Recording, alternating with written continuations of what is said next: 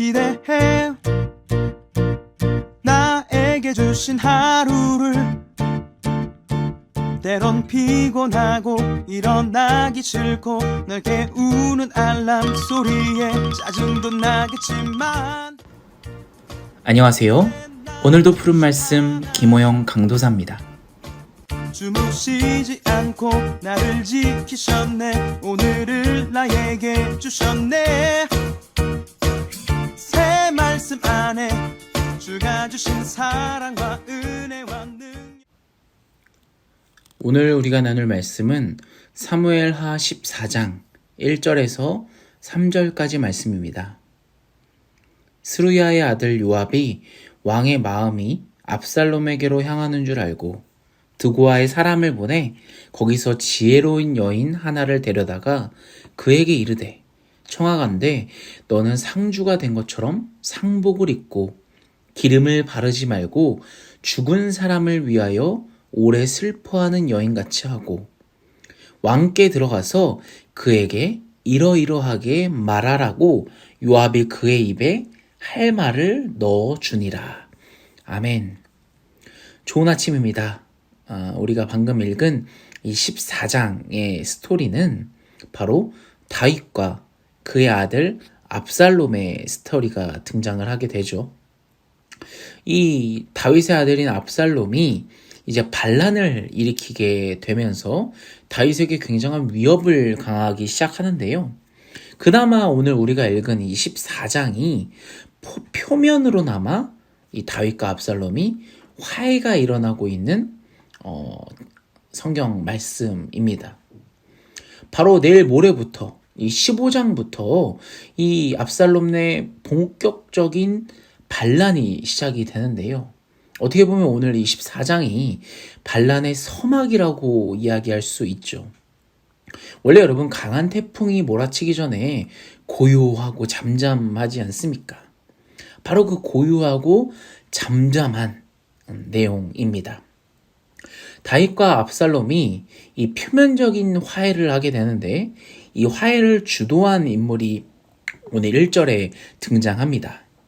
바로 이 다윗 군대의 총사령관인 요압 장군입니다. 1절 한번 읽어볼까요? 수르야의 아들 요압이 왕의 마음이 압살롬에게로 향하는 줄 알고. 아멘. 이 수르야의 아들 요압이 다윗 왕의 마음이 누구로 가고 있는 것을 캐치해냅니까? 바로 압살롬에게로. 자신의 아들인 압살롬을 굉장히 그리워하고 있다라는 이 왕의 마음을 캐치하게 됩니다. 그리고 이 둘 사이를 다시 원만하게 만들기 위해서 이 요압이 노력을 하게 되죠. 이렇게만 보면은 이 요압이라는 인물은 정말 다윗에게 있어서 좋은 인물, 정말 충신처럼 느껴집니다. 여러분들도 그렇게 느껴지십니까? 근데 저는 의심이 많은 성격이라 그런지 왠지 이 요압이라는 인물이 이 압살롬과 다윗을 정말 진심으로 이어주길 원하는 걸까? 아니면 압살롬이 다윗을 이은 왕이 될 것 같기 때문에, 아니면 압살롬이 사고라도 치면 내가 너무 피곤해지기 때문에 라는 생각이 들더군요.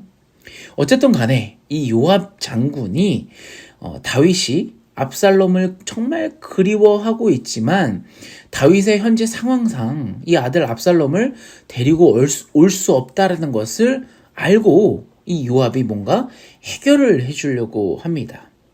왜냐? 압살롬을 데리고 오자니 앞장 14장에서 보았죠? 다윗 왕이 그동안 해왔던 이 정의라는 타이틀이 무너지게 되는 거죠. 또 이 압살롬의 원수인 이 누굽니까? 자신의 또 아들, 다른 아들 암논. 이 암논이 그 압살롬의 누이 동생이었던 이 다말을 겁탈했을 때 이 그를 제대로 처벌하지 않은 거에 대해서 좀 참 애매한 상황이 있습니다. 이런 복잡한 상황 가운데 있어서 이 압살롬을 다시 데려오기 위해서 요압이 하나의 해결책을 들고 오는데요. 바로 오늘 본문에 등장한 드고아에 있는 지혜로운 여인을 이용합니다.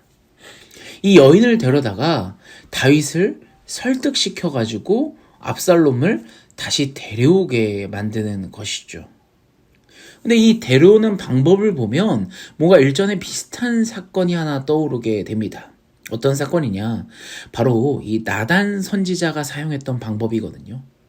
이 밧세바를 취했던 이 다윗을 회개시킬 때, 뭔가 정신 차리고 깨닫게 할 때 썼던 방법과 매우 유사한 방법을 사용합니다. 나단 선지자가 어떻게 했죠? 바로 예화를 들어서 다윗을 이 예화를 통해서 먼저 깨닫게 하고 그 다음에 다윗에게 행동을 이끌어낸 것처럼 이 요압 장군도 드고아의 여인을 통해서 예화를 통해 다윗을 깨닫게 만들고 압살롬을 데리고 오는 행동을 만들게 합니다. 그 결과로 14장에서 어떻게 됩니까? 다윗과 압살롬은 다시 좋은 관계를 가지게 되는 것처럼 보여집니다. 그러나 제가 서두에 말씀드렸죠. 반란은 15장 다음 장부터 시작이 된다고요. 무슨 말입니까, 여러분? 이 요압이 주도했던 이 화해는 제대로 된 화해가 아니었다라는 거죠. 어떤 부분이 좀 잘못되었을까요? 바로 일전의 나단 선지자 때와 지금 이 요압의 방법의 차이점에 있는 것이죠. 어떤 부분이 차이가 납니까? 여러분, 요압은 이 드고아의 여인을 통해서 단지 상황만을 바꾸려고 했습니다. 상황만요. 그냥 압살롬만 데리고 오면 되는 것이었습니다. 그러나 이 나단 선지자 때는 전혀 달랐죠. 상황을 바로 잡으려고 했다라는 점입니다.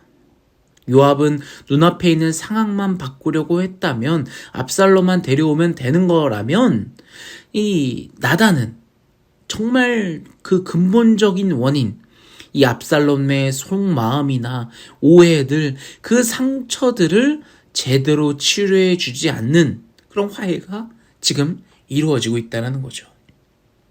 제대로 바로잡지 않고 그저 눈에 보이는 상황만을 바꾸려고 했던 그 요압이라는 겁니다. 근데 여러분, 요압만 문제였을까요? 다윗도 마찬가지였습니다. 이런 불미스러운 일이 발생했을 때 이 다윗은 이를 제대로 바로잡고 제대로 정의로운 정치를 하지 않았습니다. 노력조차 하지 않았습니다. 사실 다윗은 이 고의적인 이 살인을 한 압살롬도 벌을 해야 했습니다. 하지만 아들의 그런 사적인 감정 때문에 다윗은 하나님의 법을 무시했죠. 그리고 이 압살롬의 그런 이 왜 살인을 하고자 했던 그 의도, 그 원인조차도 다윗은 그렇게 관심이 없었습니다. 노력이 없었던 거죠. 그냥 해결되기만을 바랬던 게 바로 다윗의 모습이었습니다. 그냥 시간이 해결해 주겠지. 누군가가 도와주겠지. 누군가가 해결해 주겠지가 바로 이 다윗의 마음이었다라는 죠. 압살롬이 암논을 죽였을 때 왜 죽였는지, 어떤 마음에서 그랬는지 철저하게 살펴보고 제대로 된 하나님의 정의가 세워지지 않았다라는 것입니다. 사랑하는 여러분, 하나님께서 바라시는 것은 이런 것이 아닙니다.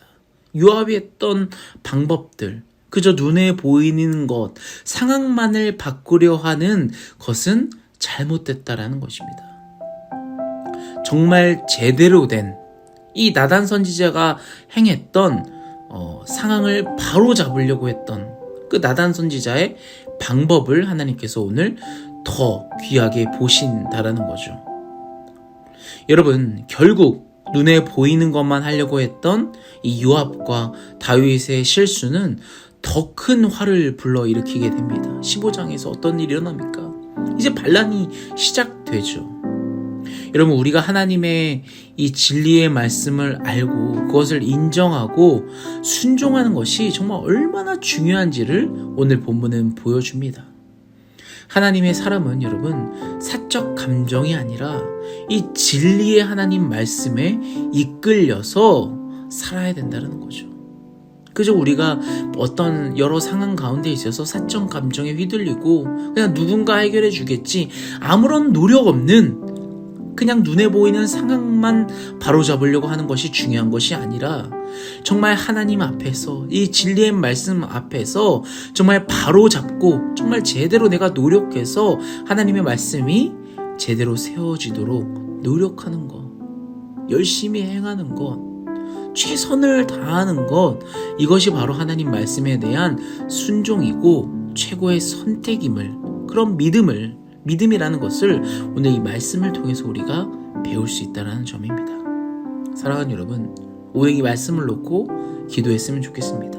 우리도 어쩌면 이 요압과 같은 행동을 하고 있지 않는지, 그냥 눈앞에 보여져 있는 그 상황만을, 결과만을 바꾸려고 하고 있지 않은지, 내가 갖고 있는 이 문제에 정말 중요한 원인과 뿌리 하나님 말씀에 올려놓고 정말 내가 철저하게 하나님 앞에 고백하며 무릎 꿇으며 기도하고 있는 모습이 아니라 그냥 그저 귀찮아서 시간이 해결해 주겠지, 누군가가 도와주겠지, 누군가가 해결해 주겠지라는 마음을 갖고 있지 않나.